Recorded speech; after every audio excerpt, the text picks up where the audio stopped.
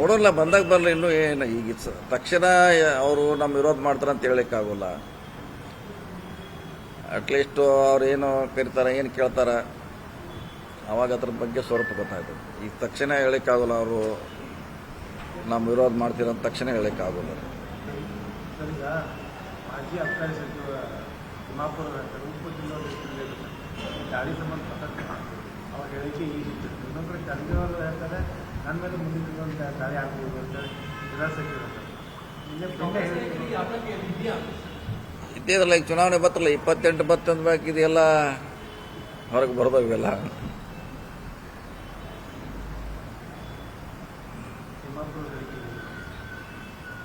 ಅಲ್ಲ, ಅವ್ರು ಹೇಳ್ತಿ ನಿಜ ಐತಿ. ಯಾರು ಭ್ರಷ್ಟಾಚಾರ ಮಾಡಿದ್ರು, ಯಾರು ಅದ್ರಾಗ ಇನ್ವಾಲ್ವ್ ಆಗಿದ್ರೆ ಅವ್ರಿಗೆ ಶಿಕ್ಷೆ ಆಗ್ಬೇಕಂತ ಹೇಳುವಂತ ಅರ್ಥನ ಅದು.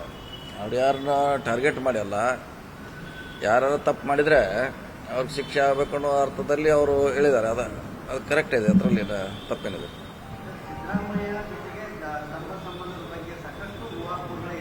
ಹಾಂ,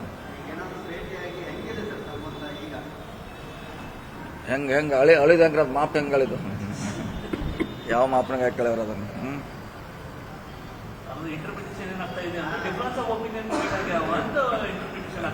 ಏನೇನು ಮತಭೇದ ಆಗಂತ ಸಂದರ್ಭ ಏನು ಬಂದಿಲ್ಲ. ಮತಭೇದ ಆಗುವಂಥ ಸಂದರ್ಭ ಯಾವ ಬಂದೇ ಇಲ್ಲ.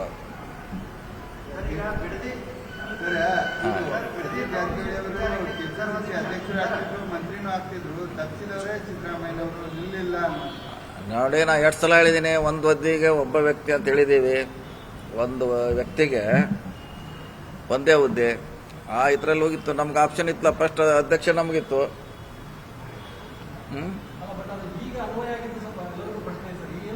ಇಲ್ಲ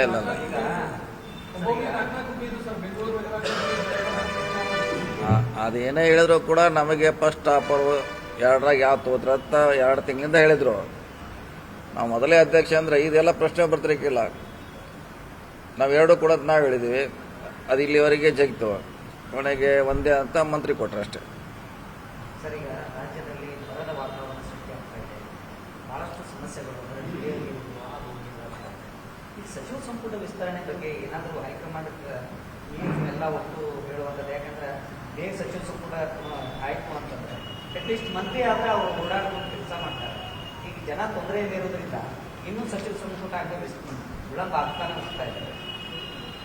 ಅದಕ್ಕೆ ಈಗೆಲ್ಲ ನಮ್ಮನ್ನು ನೇಮಿಸಿದ್ದು 3 ಜಿಲ್ಲೆಗೆ ಮಂತ್ರಿಗಳಿಲ್ಲದ ನಮ್ಮನ್ನ ಅದನ್ನು ವೀಕ್ಷಣೆ ಮಾಡಲಿಕ್ಕೆ, ಅದರ ಸಭೆ ಮಾಡಿ ಪರಿಹಾರ ಮಾಡಲಿಕ್ಕೆ ನಮ್ಮನ್ನು ನೇಮಿಸಿದ್ದಾರೆ. ಸೊ ಅವ್ರ ಕೆಲಸ ನಾವು ಮಾಡ್ತೀವಿ. ಆದಷ್ಟು ಅದು ನೀವು ಹೇಳ್ದಂಗೆ ಶೀಘ್ರದಲ್ಲಿ ಆಗಬೇಕು. ಯಾಕೆ 20 ಜನ ಮಂತ್ರಿ ಖಾಲಿ ಇದೆ, ಶೀಘ್ರ ಆಗಬೇಕು. ಮಾಡ್ತೀವಿ, ಮೀಟಿಂಗ್ ಮಾಡ್ತೀವಿ ಬೇಗ. ಧಾರವಾಡ ಮಾಡ್ತೀವಿ, ಹಾವೇರಿ ಎಲ್ಲನೂ ಸಭೆ ಮಾಡ್ತೀವಿ.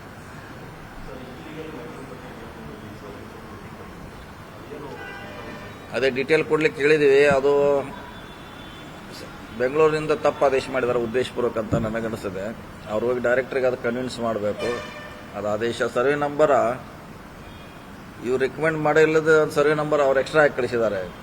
ಈಗ ಅಲ್ಲೇ ಮೈನಿಂಗ್ ಆಗ್ತಾ ಇರೋದು ಸಮಸ್ಯೆ ಆಗಿದೆ. ಅದೇ ಸರ್ಕಾರ ಜಾಗ ಇವ್ರು ಯಾರೂ ರಿಕಮೆಂಡ್ ಮಾಡಿಲ್ಲ. ಮತ್ತು ಅದು ನನಗೆ ವಾಪಸ್ ವಿಡ್ರಾ ಮಾಡಿದ್ರು ಅವ್ರು ಡೈರೆಕ್ಟರ್ ಮಾಡ್ಲಿಕ್ಕೆ ರೆಡಿ ಇಲ್ಲ. ಅದನ್ನೇ ಬೆಂಗಳೂರಿಗೆ ಹೋದಾಗ ಅವ್ರಿಗೆ ಗಮನಕ್ಕೆ ತರ್ತೀವಿ. ತಪ್ಪು ಮಾಡಿದಂಥವ್ರು ಹಾಗೆ ಸುಮ್ಮನೆ ಏನೋ ಒಂದು ಇದಾಗಿದೆ ತಪ್ಪಿನಿಂದ ಅದಕ್ಕೆ ಏನಾದರೂ ಒಂದು ಶಿಕ್ಷೆ ಆಗುತ್ತೆ ಸರ್. ಯಾಕಂತಂದ್ರೆ ಈ ರೀತಿ ಮಾಡೋದ್ರಿಂದ ಸರ್ಕಾರಿ ಸ್ವಂತದ ಮೇಲೆನ ಪರಿಣಾಮ ಬರುತ್ತೆ. ಇಲ್ಲ ಅದು ಉದ್ದೇಶಪೂರ್ವಕ ಆಗಿದೆ, ಅದೇನು ಪ್ರಶ್ನೆ ಇಲ್ಲ. ಮಾನ್ಯ ಚರ್ಚೆ ಮಾಡಿದ್ರು ಮೊನ್ನೆ.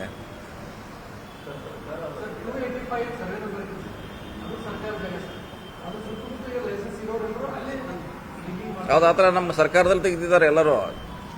ಅದು ಒಂದು ಮೈನಿಂಗ್ಗೆ ಅಲಾಟ್ ಆಗಿದೆ ಆ ನಂಬರ್, ಆ ಪರ್ಟಿಕ್ಯುಲರ್ ನಂಬರು ಒಂದಕ್ಕೆ ಅಲಾಟ್ ಆಗಿದೆ. ಅಲ್ಲೇ ಇವ್ರದ್ದು ಮಿನರಲ್ ಬೇರೆ ಸರ್ವೆ ನಂಬರ್ನಾಗೆಲ್ಲ ಖಾಲಿ ಆಗಿದ್ದಾರೆ. ಇವ್ರು ಇಲ್ಲಿ ತಗೊಂಡು ಅಲ್ಲಿಂದ ಲಿಫ್ಟ್ ಮಾಡ್ತಾರೆ.